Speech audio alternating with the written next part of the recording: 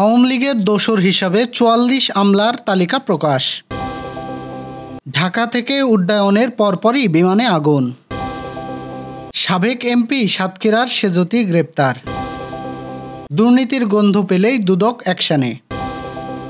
আন্দোলনরত সমর্থকদের জরুরি বার্তা দিলেন ইশরাক। নুসরাত ফারিয়ার জামিন, কণ্ঠশিল্পী নোবেল গ্রেপ্তার। আজও দেশ জুড়ে বৃষ্টির আভাস, ৩ বিভাগে ভারী বর্ষণের শঙ্কা। দর্শক, শুনছিলেন দিনের খবরের প্রধান শিরোনাম। এবার বিস্তারিত। তার আগে গ্রামের কাগজের ইউটিউব চ্যানেল সাবস্ক্রাইব করুন এবং সব খবর পেতে ফেসবুক পেজ ফলো করে রাখার পাশাপাশি ওয়েবসাইট ভিজিট করুন। আওয়ামী পুনর্বাসন ঠেকাতে সামাজিক ও রাজনৈতিক সংগঠনগুলো নিয়ে আত্মপ্রকাশ করা প্ল্যাটফর্ম জুলাই ঐক্য সচিবসহ বিভিন্ন প্রতিষ্ঠানে থাকা আওয়ামী লীগের দোসরদের তালিকা প্রকাশ করেছে। মঙ্গলবার জুলাই ঐক্য আয়োজিত এক সংবাদ সম্মেলনে এ তালিকা প্রকাশ করা হয়। এ সময় শহীদ মুতাসির রহমান আলিফের বাবা মোহাম্মদ গাজীউর রহমান এ তালিকায় থাকা ব্যক্তিদের নাম পড়ে শোনান। তালিকায় ৪৪ জন আমলার নাম রয়েছে।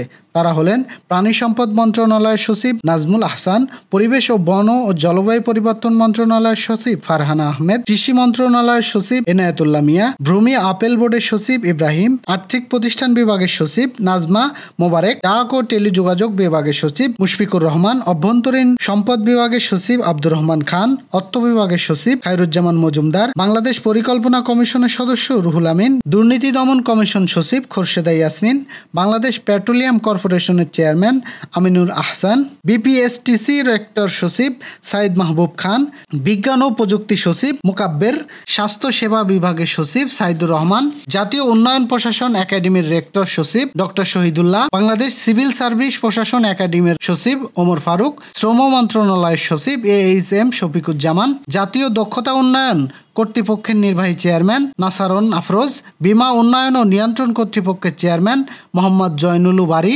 সোনালী ব্যাংকের চেয়ারম্যান মুসলিম চৌধুরী, প্রতিরক্ষা মন্ত্রণালয়ের সচিব আশরাফ উদ্দিন, মুক্তিযোদ্ধা বিষয়ক মন্ত্রণালয়ের সচিব ইশরাত চৌধুরী, বিশ্ব ব্যাংকের প্রকল্প নির্বাহী পরিচালক শরীফা খান, মাধ্যমিক ও উচ্চ মাধ্যমিক বিভাগের সিনিয়র সচিব সিদ্দিকা জুবায়ের, স্বাস্থ্য শিক্ষা ও পরিবার পরিকল্পনা বিভাগের সচিব ডক্টর সরওয়ার বারী, মন্ত্রিপরিষদ বিভাগের সচিব জাহেদা পারভিন, ERD সচিব শাহরিয়ার কাদের সিদ্দিকী, প্ল্যানিং কমিশনের সদস্য AM আকমাল হোসেন আজান, প্ল্যানিং কমিশনের সদস্য ইকবাল আব্দুল্লাহ হারুন, জাতীয় পরিকল্পনা ও উন্নয়ন একাডেমির মহাপরিচালক সুকেশ কুমার সরকার, মহিলা ও শিশু বিষয়ক সিনিয়র সচিব মমতাজ আহমেদ।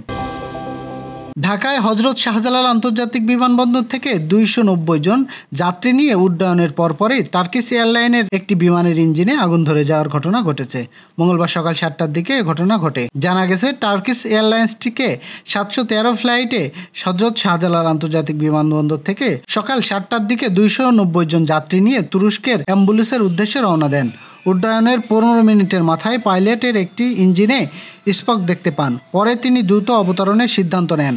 এ অবস্থায় ১.৫ ঘন্টা আকাশে চক্কর দিয়ে ৮:৩০টায় বিমানটি জরুরি অবতরণ করে। শাহজালাল আন্তর্জাতিক বিমানবন্দরের নির্বাহী পরিচালক group captain AM rugby Samad গণমাধ্যমকে বলেন, উড্ডয়নের পরপরই পাইলট একটি ইঞ্জিনের সম্পর্কে ট্র্যাক দেখতে পান। ধারণা করা হচ্ছে বাগ হিটের ঘটনা ঘটতে পারে। তখন পাইলট তাৎক্ষণিক সিদ্ধান্তে বিমানবন্দরে ফিরে আসেন। যাত্রীরা নিরাপদে আছেন। সংরক্ষিত নারী আসনের সাবেক সংসদ সদস্য লায়লা পারভিন সেজুতিকে গ্রেপ্তার করেছে পুলিশ। সোমবার রাত 8:30টার দিকে সাতক্ষীরা শহরের নিজ বাড়ি থেকে তাকে গ্রেপ্তার করা হয়। সাতক্ষীরা সদর থানার ওসি শামিনুল হক বলেন, ১৯৭৪ সালের বিশেষ ক্ষমতা আইনে মামলার সাবেক এমপি সেজুতি আক্তারকে গ্রেপ্তার করা হয়েছে। তাকে আদালতে পাঠানোর প্রস্তুতি চলছে। দুর্নীতি দমন কমিশনের প্রধান কার্যালয় থেকে গত ৬ মে সংস্থাটির ৩৫টি জেলার কার্যালয়ে হঠাৎ নোটিশ দিয়ে পরদিন অভিযানের জন্য প্রস্তুত থাকতে বলা হয়। তখনও প্রধান কার্যালয়ে শীর্ষ কয়েকজন কর্মকর্তা ছাড়া কেউই জানতেন না কোথায় অভিযান হবে। তবে প্রধান কার্যালয়ের নির্দেশনামাতে দুদকের জেলা অফিসগুলোতে অভিযানের সব প্রস্তুতি নিয়ে রাখে। পরদিন ৭ মে সকালে ডিজিটাল নথির মাধ্যমে সংশ্লিষ্ট কার্যালয়ে পাঠানো হয় অভিযানের বিস্তারিত তথ্য। সে পরিকল্পনায় সেই কাজ। একযোগে বাংলাদেশ সড়ক পরিবহন কর্তৃপক্ষের ৩৫টি জেলা কার্যালয়ে হানা দেয় দুদকের এনফোর্সমেন্ট দল।